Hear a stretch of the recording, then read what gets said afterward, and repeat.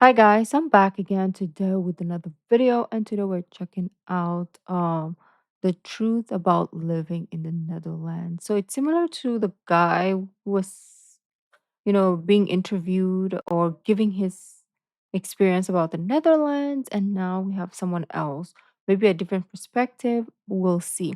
Well, before we do start, don't forget to subscribe, click the bell button, and let's begin.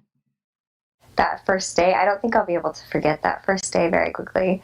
Um, What I'd been happened? to Asia before, I'd been to Europe before with music, so traveling wasn't a problem. But when I first got there, I had these suitcases and it was probably raining, and there were lots of clouds, and it looked like I was kind of in a fairy tale because there were no mountains, just flat. It was just totally flat, and trains everywhere, and people on bikes. And I thought, how do people live here? This is nothing like I know. and I I remembered hauling my suitcases onto a train and then whizzing away from the train station to the stop where the mission home was and trying to load everything off and then haul it all to the vans where we were supposed to go. And I felt like as soon as I got there, I felt like I belonged there, but everything around me looked totally different than America.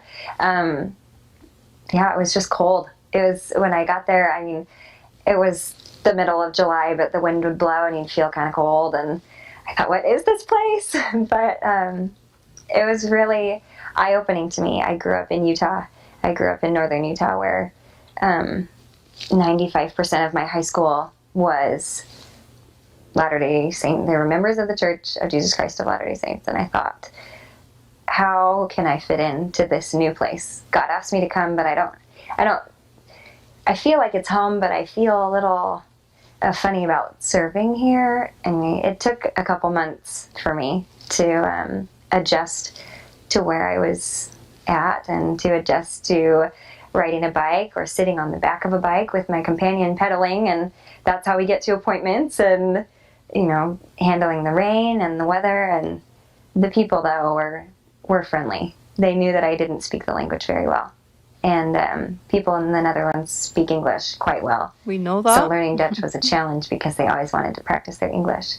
But I remember that they would use their choppy English, some of them, and some of them very fluent English, I was gonna say, I was like, I to thought you were help me feel fluent. welcome. Whenever I think of Dutch food, I think, oh, I want to go back.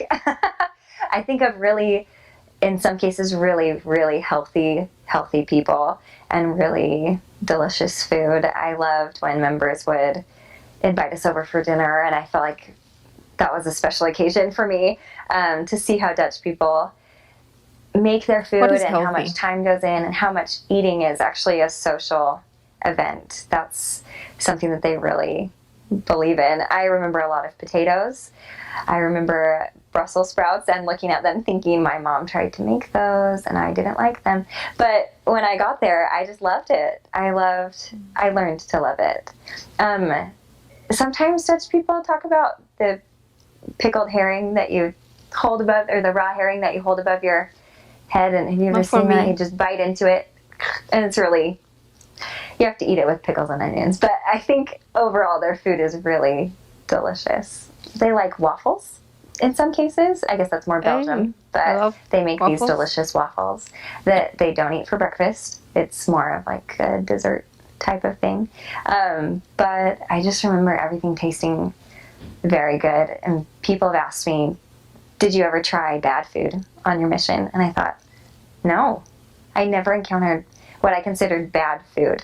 I tried African food, I tried Indonesian food, I tried Chinese, I tried Thai, I tried Dutch food, American food. We had, again, even though I've grown up with that, seeing their version was really fun. To them, I feel like family time is important. If people have families, they spend time on holidays with their families. Especially, I think of Sinterklaas, and Sinterklaas is their version, I guess, of Christmas. How we celebrate Christmas here with the presents and the tree and everything like that. They celebrate that on the 5th of December. So it's at the beginning of the month, and there are stories upon stories behind Sinterklaas, but the main idea is that Sinterklaas comes in. He is a tall, slender man who wears a really tall hat, and he rides in on a white horse named Amerigo, and he has all these helpers. They call him Zwarte Pieten. But at that time, when Sinterklaas starts happening and the buildup happens, like the excitement of all the children and everything happens November to early December. Yeah, people Mm. just love that time of year, and it's really important to them. So also vacations. It might not be a cultural thing, but the Dutch have vacation time, and they'll go on vacations for 2 or 3 weeks at a time, and just spend time with their family. And I really love that about them. Just the focus they have on spending time together or staying connected. It's always pretty important to them. When I got there, I was really surprised at how friendly people were.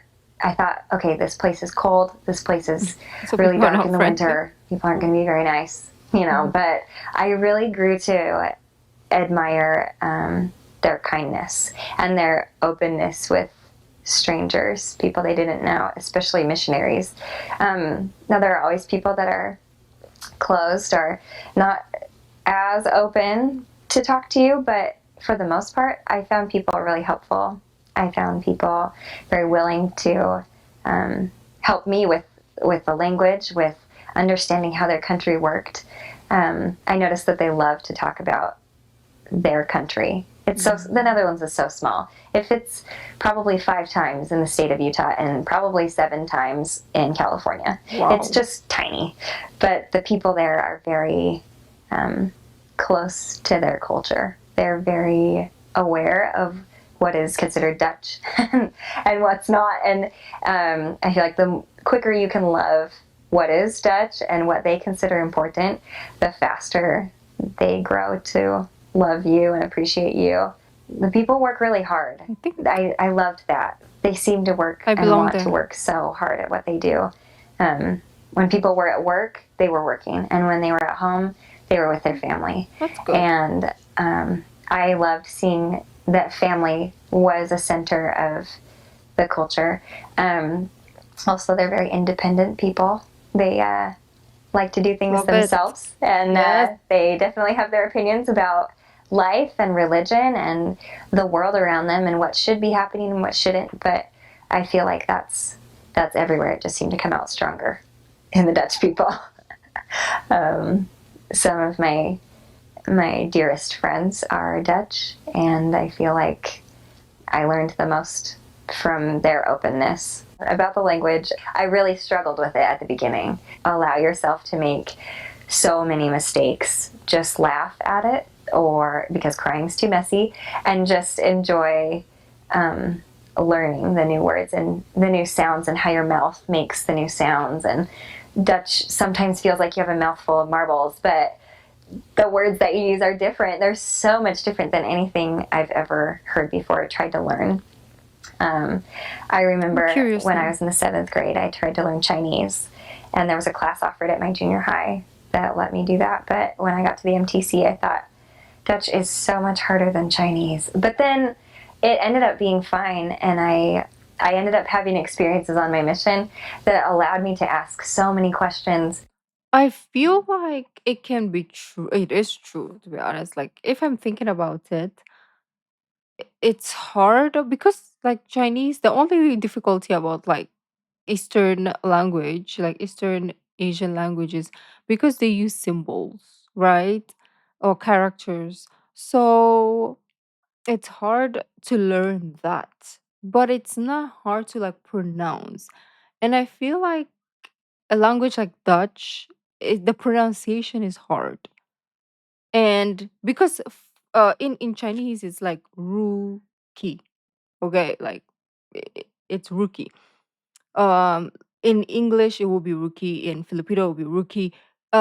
Yes, maybe in Dutch too, but like every letter is pronounced the same.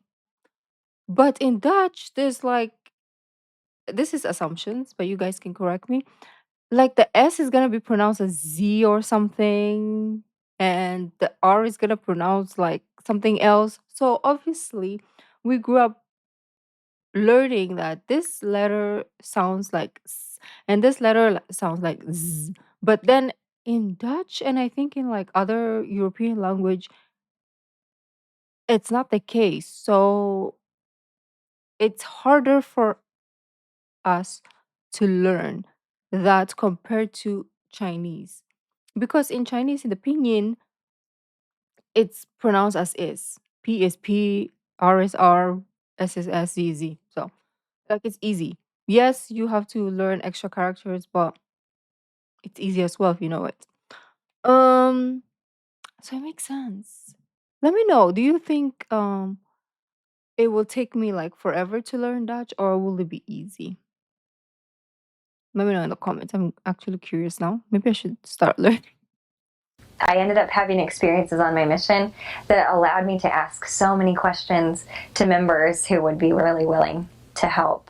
That's another thing, though, about members and I guess just people from the Netherlands and Belgium, is that they have such a small population and compared to the rest of the world that speaks their language that they will do anything. If you ask them questions about their language, they'll just talk to you and explain things to you and help you speak, just to help you feel successful. And they think it's so interesting that people want to take time to learn their language, which only 17 million people in the whole world speak Dutch. That's not very It's a many. challenge now. And so when someone is taking time, especially someone who has no clue what Dutch is or is not associated with German at all, because they're kind of related, they think that's incredible. And they'll just do their best to help you if they really see that you're trying to learn. English is fairly common there. People are very good at speaking English there. And so when they hear that you are from anywhere besides the Netherlands and that you can speak English, they'll start speaking to you in English. Because they say, oh, I want to practice, I want to practice. And then you have to say, no, you can practice English, but I will be speaking to you in Dutch, and just keep going. Because if you don't, you won't learn as much as you need to. And not that you won't learn the language, but you just don't learn as much as you need to. So if you continue speaking Dutch, they'll continue speaking Dutch back to you. They'll realize your desire to learn the language. But I guess just diligence.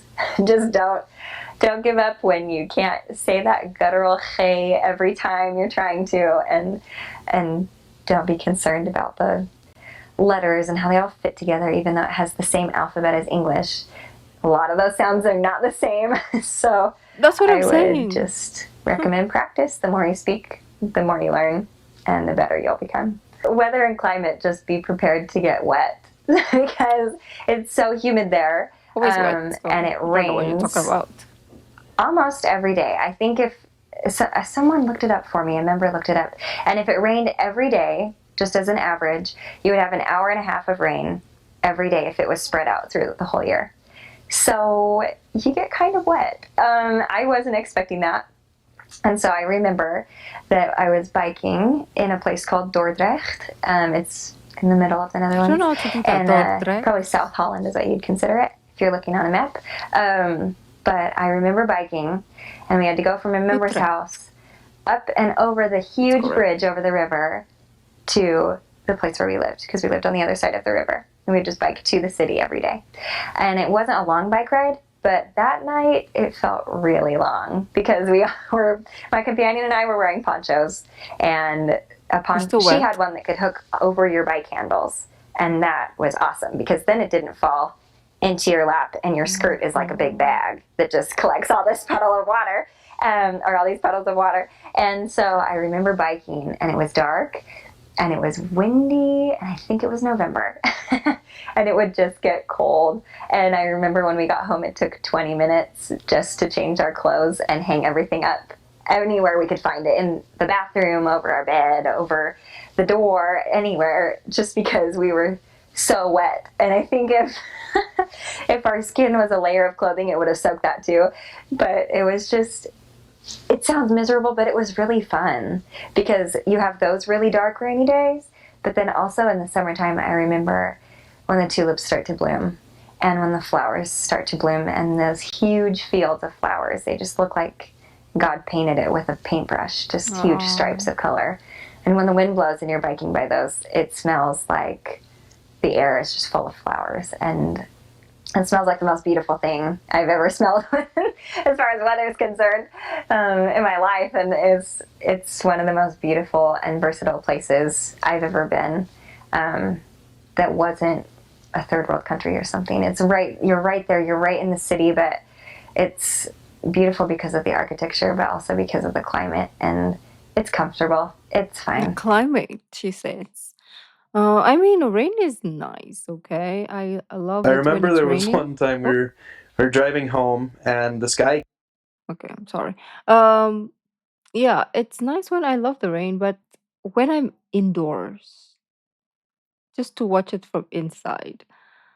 If I had to do like stuff in the rain, like I have to get to from point A to point B and I have to do so many things like run errands, I'll be pissed. But if I didn't have anything to do and I'm just casually strolling and it's raining, that's fine. I don't know. But anyways, this is giving us a lot of insight to the Netherlands. Let me know in the comments, beautiful Dutch people. Is Netherlands in the World Cup?